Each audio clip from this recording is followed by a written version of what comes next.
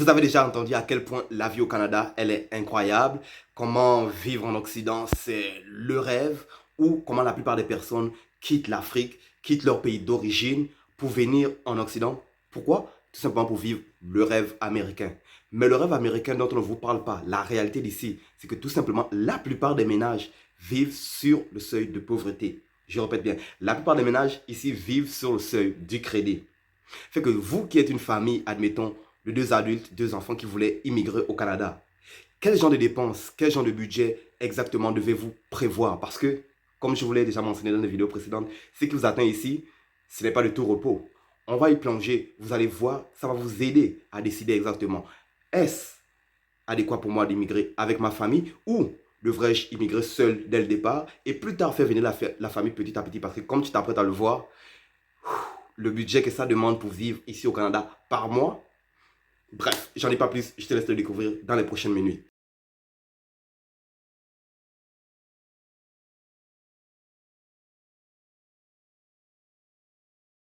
Hello, bon retour avec ton gars Terence, l'afro-investisseur, et bienvenue à tous qui sont nouveaux sur la chaîne qui viennent juste de découvrir la vidéo.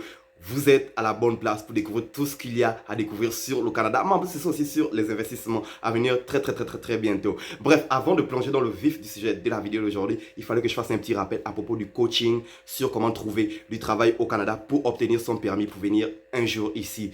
Va dans le site web qui est en bas dans la barre d'outils, immigrationcanadasimplifié.com, c'est le site. Et là, tu choisis un package. En fonction du package que tu vas choisir, on t'offrira l'aide adéquate pour faire ton CV, ta lettre de présentation avec les standards ici, comment faire ton profil LinkedIn pour contacter directement les ressources humaines, chatter avec eux, voir exactement comment tu pourrais faire pour décrocher des emplois. Bref, Immigration Canada Simplifié, c'est le site. Vas-y là-dessus. Moi, je te retrouverai là-bas. Et si tu as des questions, n'hésite pas à me les poser à travers le site. J'y répondrai. Bref, plongeons dans le vif du sujet de cette vidéo exactement. Quel genre de budget tu dois prévoir pour une famille de deux adultes, deux enfants? Bon, ici, je ne suis pas rentré en détail exactement si c'est deux enfants adultes ou deux enfants à bas âge. Tu comprends? Je veux juste englober, faire une généralité sur le sujet de la vidéo d'aujourd'hui. Alors, deux adultes, deux enfants, quel genre de budget exactement tu dois prévoir? Parce que qu'est-ce qui t'attend ici une fois que tu vas avoir immigré? Sans trop t'attendre, plongeons là-dessus. Alors, la première dépense où votre budget va y aller, ça va prendre 35% de votre budget, c'est tout simplement le logement.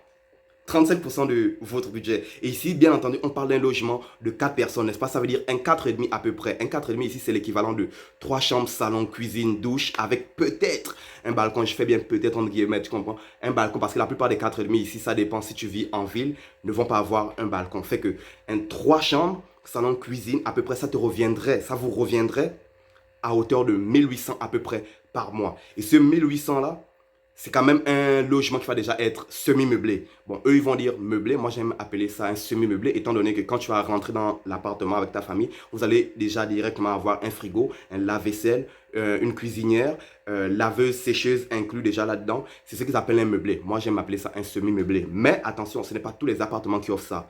Fait que si ils t'offrent ça déjà dès le départ, c'est déjà un plus et c'est déjà un moins que vous ayez à sortir de votre carte de débit, de crédit, de votre compte bancaire, tu comprends? Fait que un logement pour un 3 chambres, pour 4 personnes à peu près, on regarde à peu près à hauteur de 1800 par mois.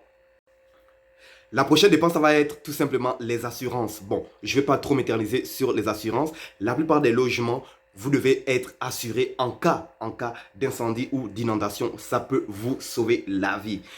Bon, bien souvent, la plupart des personnes qui vont assurer leur location, c'est des personnes qui ont vraiment des biens mobiliers à très haute valeur, tu comprends? La plupart des familles afro, c'est pas une vérité, c'est pas un mensonge, je veux dire, désolé, c'est pas un mensonge.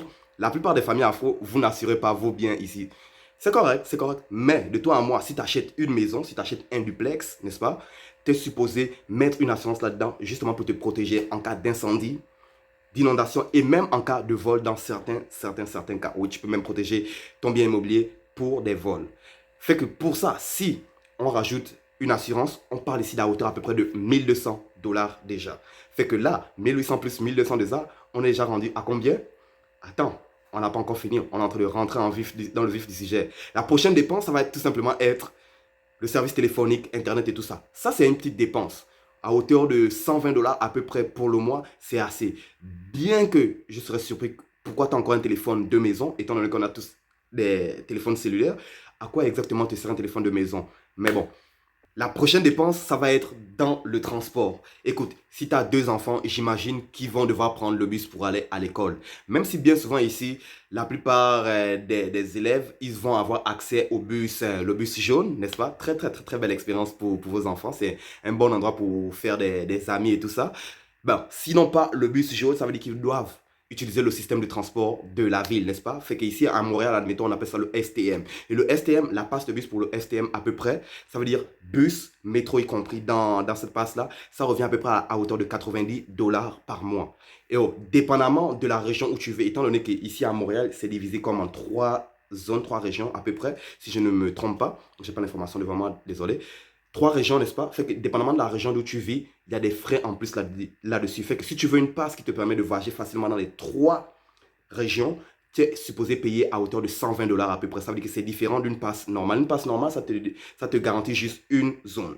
Fait que on va ici garder ça simple. On va dire une zone, admettons, pour vos 2 enfants. Mais vous, les adultes, vous n'allez pas utiliser le STM, vous allez utiliser seulement une auto. Mais une auto, avec ça, il y a beaucoup de dépenses qui sont appliquées avec ça. Les assurances, l'entretien de la voiture, le parking, tout ça là, ce sont des charges auxquelles souvent vous ne pensez pas avant de vous acheter ce bien périssable là. Moi j'aime m'appeler ça un bien périssable parce que ce n'est pas un actif qui te rapporte de l'argent, tu comprends? Alors ici, pour ton auto à peu près, si vous avez une auto pour les 2 adultes, ici on parle à peu près 630 dollars à peu près par mois. Et là je suis généreux, je n'ai même pas encore rentré le prix de l'essence là-dedans. À peu près 630 dollars, tu comprends? La prochaine dépense c'est tout simplement le panier de l'épicerie. À quoi exactement ça ressemble? Bon, je ne vais pas te donner une idée, étant donné que une famille de 4, ça mange différemment qu'une famille de 2, ça mange différemment qu'une famille de 1. Tu comprends? Bon, une famille de 1, c'est bizarre, je ne sais pas s'il y a des familles de 1. Bref, tu comprends ce que je veux dire? Ça va dépendre d'une famille à l'autre, tu comprends? Mais, si on peut mettre un prix de base là-dessus pour débuter, c'est à peu près 800 dollars pour une famille de 4. Et là, 2 adultes, 2 enfants, n'est-ce pas? 800 dollars à peu près pour commencer ton épicerie par mois. Et même là, je suis encore généreux, 800 dollars par mois. Ça veut dire que vous faites vraiment, vraiment, vraiment des coupures sur certains biens alimentaires là. Bien évidemment, si tu viens avec tes enfants, il va falloir que tu les mettes à l'école. Fait que la prochaine dépense, ça va être sûrement la dépense reliée aux études de vos enfants. Mais ça aussi, ça va être un facteur dépendamment si ce sont des jeunes enfants ou si ce sont des jeunes adultes. Mais comme je l'ai mentionné au début de la vidéo, on va garder ça simple, on va faire une petite généralité. Alors ici, à peu près entre 12 et 13 ans à peu près tes enfants. C'est juste pour l'exemple de cette vidéo, n'est-ce pas? Fait que c'est à hauteur à peu près de 800 dollars que tu t'apprêtes à payer. Si c'est pour la garderie, c'est à peu près dans les mêmes dépenses. Là, parce que la garderie ici, les parents qui voulaient venir ici avec des enfants à bas, à très très très très jeune âge, attendez-vous à payer cher pour les services de garderie. C'est pas une blague. À peu près 800 à 900 dollars pour les frais scolaires. Pour la prochaine dépense, c'est un peu spécial. Je voulais mettre là-dedans les sorties et les vacances. Mais la vérité que j'ai pu observer à travers le temps que j'ai passé au Canada, à travers les différentes provinces que j'ai visitées, à travers tout le monde que j'ai côtoyé, surtout quand ça en vient aux familles afro, n'est-ce pas? La plupart d'entre vous, les afros, vous n'aimez pas voyager. C'est pas un mensonge. Au sait que vous êtes arrivé quelque part, vous vous installez, vous vous mettez confortable. Après ça, vous voyagez plus vraiment là. C'est correct. Le monde est assez dangereux comme ça, fait que une fois qu'on est confortable quelque part, pourquoi aller chercher du trouble ailleurs, n'est-ce pas? Je comprends la mentalité. Mais quand même, je voulais mettre vacances et sorties là-dedans, mais étant donné que beaucoup de familles afro ne voyagent pas, ne sortent pas comme ça, fait que j'ai coupé ce budget-là en deux. Pour faire quand même une petite généralité, parce que si vous avez des enfants, eux, j'imagine qu'ils vont devoir sûrement aller avoir du plaisir avec leurs amis, faire des petites sorties comme aller au cinéma, aller au restaurant, même vous les adultes de temps à autre. C'est ça là, c'est ce qui bâtit une vie de couple saine. Aller au restaurant, aller au cinéma, tu comprends des trucs de même. Fait que ça, je vais mettre ça dans les sorties. Ou si je mets voyage, ça peut être un camping. Je sais, vous les afros, nous les afros, je devrais plutôt dire, nous ne sommes pas habitués à faire du camping. Mais ici, c'est une réalité, c'est un très, très, très, très, très important de la culture canadienne, faire le camping. Même aux États-Unis, très, très, très, très, très important. Alors, fait que si vous allez faire des vacances à peu près, pour le budget du mois, pour les vacances, 1000 dollars. Mais bien évidemment, étant donné que c'est la période scolaire, vous travaillez tous, ça veut dire que ce 1000 dollars là, on va le repousser pour l'été à peu près. Alors, le 1000 dollars des vacances et des sorties ici, on va mettre ça de côté. On va juste garder l'équivalent de 300-400 $ à peu près pour les sorties spécialement parce que ça, vous pouvez le faire chaque semaine, chaque mois, n'est-ce pas? Fait qu'on va garder 300 $ pour les sorties. La prochaine dépense et la dernière dépense, c'est tout simplement les vêtements. Écoute, ton budget, en ce qui a trait aux vêtements, ça va tellement changer de façon exponentielle. Et j'entends tous les parents dire, waouh, j'ai acheté ces vêtements l'année dernière. Et regarde comment il est déjà grand. Ça fait aucun sens. Okay? Ça veut dire que vous allez devoir tout le temps être dans des magasins d'habits pour acheter des habits. Et surtout quand c'est l'hiver, vous voulez sûrement avoir les meilleurs habits hivernaux chauds. Parce que si vous n'êtes pas habitué au choc température qui s'en vient ici, vous voulez être au chaud 24/24 quand vous sortez de votre maison, n'est-ce pas? Fait que ça, pour le budget des vêtements, ça c'est un peu compliqué. C'est aussi un trait personnel à chacun. Mais ici quand même, juste pour le but de cette vidéo, je vais mettre ça à peu près à 1000 $. Deux adultes, deux enfants, 1000 $ pour le budget. Bon, et ça, j'espère que vous n'achetez pas des habits tous les mois. Mais ça, c'est la préférence de chacun, de chaque famille. J'espère que non, ça c'est un budget qui est supposé être applicable une fois aux 2-3 mois à peu près. 1000 $, n'est-ce pas? Fait que si je mettais le budget vêtements, vacances de côté, ici on parle à peu près à hauteur déjà de 2000 $. Si on mettait ça à côté, alors quand on totalise tous ces montants-là, on arrive à la somme globale de 4000 $ à peu près par mois qu'il faut payer pour une famille de 4. Et attends, je vais te faciliter la vie, je vais te le convertir directement pour te le donner en francs CFA. Et ici, je convertis ça sur le taux d'intérêt de la Banque des États de l'Afrique centrale, le taux d'intérêt de 450 qui va être un peu plus supérieur que celui de la Banque des États de l'Afrique de l'Ouest, n'est-ce pas? 450, quand je convertis ça, ça te donne le total de par mois. Tu dois payer ça par mois. Êtes-vous prêt pour ce genre de dépenses mensuelles-là? C'est pas pour rien qu'au départ, je disais, bien des familles ici, elles donnent l'impression qu'elles vivent bien, mais la réalité, c'est que elles vivent sous le seuil de pauvreté, elles vivent sous le seuil du crédit. La plupart des ménages occidentaux, c'est vrai. Même la classe moyenne, la plupart d'entre eux vivent sous le crédit. Êtes-vous prêt à ce genre de budget-là?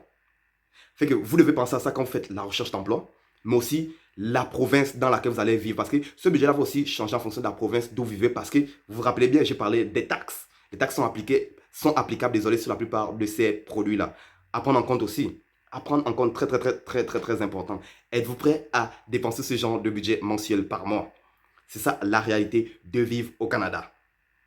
Bref, nous voici rendus à la fin de cette vidéo. J'espère que tu as appris quelque chose de nouveau. Il y a certaines choses que j'ai laissées de côté juste pour faciliter le but de cette vidéo. Comme j'aurais pu parler du budget que ça prend pour un étudiant.